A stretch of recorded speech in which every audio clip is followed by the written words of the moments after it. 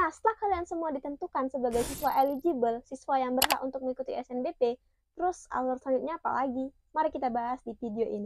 Alur atau tahap pendaftaran SNBP ini sangat perlu teman-teman ketahui, karena di setiap tanggalnya itu berkaitan dengan pendaftaran SNBP. Perlu adanya ketahuan terhadap informasi-informasi mengenai jadwal dan langkah apa yang setelah dilakukan. Seperti ini nih misalnya, setelah jadi siswa eligible, terus ngapain? Apakah langsung pendaftaran? Ternyata enggak. Nah, ada 12 tahapan yang dibagikan oleh pihak penyelenggara. Di sini akan aku bahas satu persatu dari 12 tahap tersebut.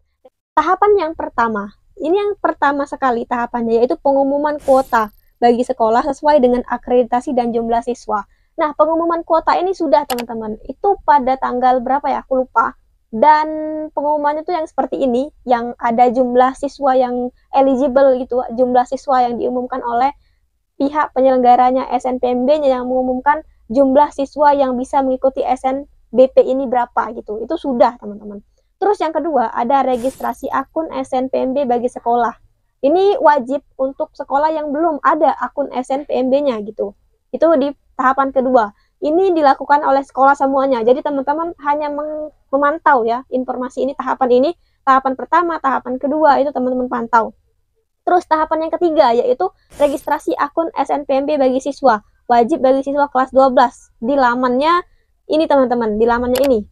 Nah, di situ teman-teman registrasi lah. Kemarin kan kita udah tuh yang namanya uji coba registrasi. Nah, uji coba tersebut teman-teman harus uji coba ya kemarin, karena itulah gambaran mengenai registrasi yang sebenarnya. Di situ teman-teman bisa melihat, bisa merekam ya di ingatan teman-teman gimana sih untuk registrasinya, apa aja yang perlu disiapkan dalam registrasi tersebut. Jadi teman-teman harus mengingat betul. Di sini registrasi akun ini perlu teman-teman, perlu sekali. Ini untuk kita mendaftar SNBP nanti teman-teman. Jadi akun ini sangat diperlukan. Mau daftar dua jalur ini, SNBP atau SNBT, itu diperlukan. Karena ya di akun inilah wadah teman-teman, data teman-teman tuh di akun inilah. Dan berbeda kalau seandainya teman-teman ingin mendaftar SNBP, itu daftarnya di tanggal ini. Tapi kalau teman-teman itu bukan siswa eligible dan ingin mendaftar SNBT, tanggalnya di sini.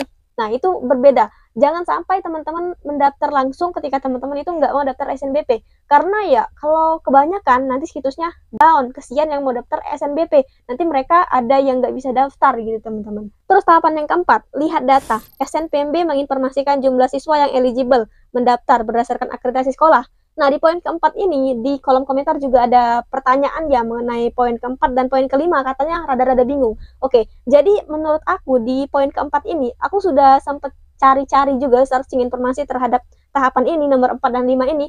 Pada nomor 4, itu pihak panitianya langsung yang memberi informasi bahwa di poin keempat ini yaitu tahapan validasi data-datanya gitu, lihat data, validasi. Tapi kalau aku lihat keterangannya di sini yaitu SNPMB menginformasikan jumlah siswa yang eligible mendaftar berdasarkan akreditasi sekolah. Nah, itu berkaitan dengan poin pertama tadi, teman-teman. Jadi kayak apakah ini ada kesalahan typo atau bagaimana, tapi kalau aku nangkepnya di poin keempat ini adalah tahap yaitu jumlah siswa yang eligible gitu, teman-teman. Bukan kayak verifikasi validasi data. Karena aku melihat di bagian nomor 5 ini adalah sekolah menentukan calon peserta. Nah, ini merupakan pengumuman dari penetapan siswa eligible.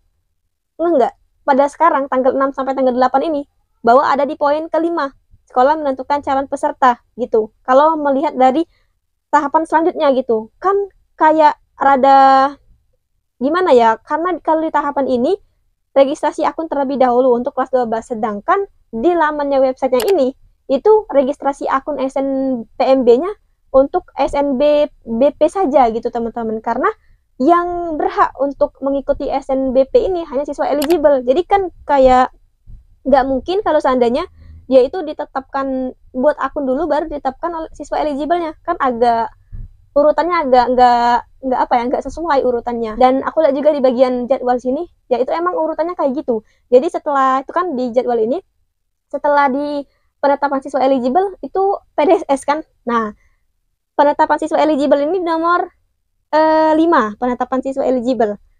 Dan di nomor 6 ini langsung pengisian PDSS. Jadi seperti itu. Terus ketika kita sudah melakukan, nanti akan aku ulas lagi ya di akhir. karena ini mungkin agak sedikit ricu teman-teman memahaminya. Nah, setelah teman-teman ditentukan sebagai siswa eligible, barulah teman-teman di situ ada jadwal pengisian PDSS. Kita kembali lagi ke tahapan yang diberikan oleh SNPMB. Ada pengisian PDSS. Ini pangkalan data siswa dan sekolah. Ini tugasnya pihak sekolah untuk mengisi data siswa yang eligible dimasukkan dan data sekolahnya juga dimasukkan.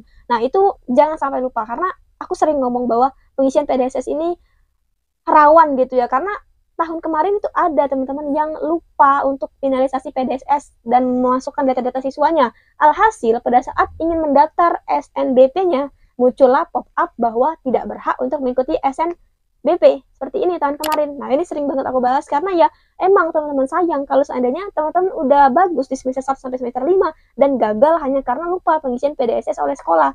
Jadi saling mengingatkan, saling di-share informasinya kepada pihak sekolah mengenai pengisian PDSS ini. Nah, pada jadwal yang masih berjalan pada pengisian PDSS, itu pada tanggal ini teman-teman itu membuat akun SNPMB. Setelah ditentukan siswa eligible, jadwal pengisian PDSS dan masih berlangsung juga pengisian PDSS-nya adalah pembuatan akun SNPMB-nya. Pembuatan akun SNPMB-nya juga teman-teman kemarin sudah melakukan uji coba dan aku rasa teman-teman udah cukup ada gambaran gitu ya tentang bagaimana registrasi akun SNPMB-nya gitu. Nah, setelah itu di tanggal ini teman-teman mendaftar SNBP-nya. Ada pada tahapan alur pendaftaran yang diberikan pihak penyelenggaranya, yaitu pada pendaftaran ini dilakukan pada portal snpmb.bppp.kemdikbud.go.id dan di tahap ke-8 teman-teman pemilihan program studi. Nah, pemilihan program studi ini masuk kepada tahapan pendaftaran SNBP ya, maksudnya kayak teman-teman itu membuka portal, itu ada pilihan program studi gitu. Terus ke tahapan 9 juga, pengunggahan portofolio. Nah, pengunggahan portofolio ini juga ada pada portal LTMPT. Ada pada portal SNPMB-nya teman-teman, masuk kepada pendaftarannya. Jadi ketika teman-teman itu membuka pendaftaran SNBP, nanti akan disuruh untuk memasukkan pilihan prodi dan pengunggahan portofolio bagi yang memilih prodi bidang seni dan olahraga. Ada prodi juga yang enggak mengisi portofolio, ada yang ngisi. Yang mengisi hanya prodi yang seni dan olahraga saja. Terus tahap ke-10 yaitu seleksi jalur SNBP. Nah, di sini ada berdasarkan kriteria yang ditetapkan oleh masing-masing PTN. Jadi ini tahapan seleksi. Terus yang ke-11 ada pengumuman hasil kelulusan SNBP-nya. Dan pada LTMPT itu setiap tanggal dia itu ditutup atau dibuka atau diumumkan pada jam 15 waktu Indonesia Barat, jam 3 guys.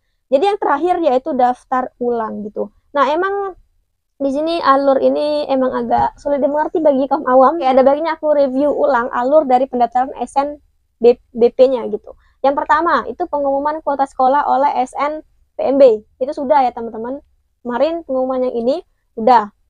Dan terus juga penetapan siswa eligible. Ini sekarang masih berlangsung.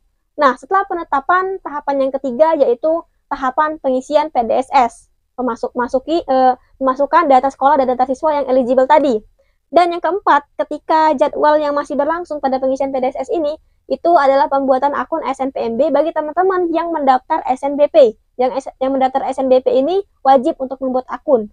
Terus setelah membuat akun itu adalah pendaftaran SNBP-nya gitu, pendaftarannya. Ini puncaknya kayak gitu setelah alur-alur sebelumnya. Nah, di sini ada pengisian prodi dan upload portofolio. Dan yang terakhir adalah pengumuman, serta yang terakhir lagi adalah